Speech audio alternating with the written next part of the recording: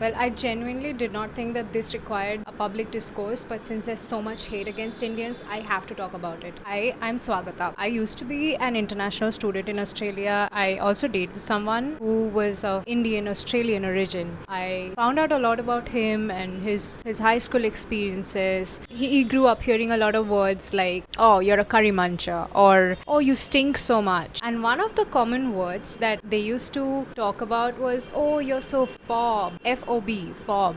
It means fresh off the boat. And I was like, what does that even mean? Like, what does that mean? Any refugee who comes to land to Australia by boat is referred to as fob.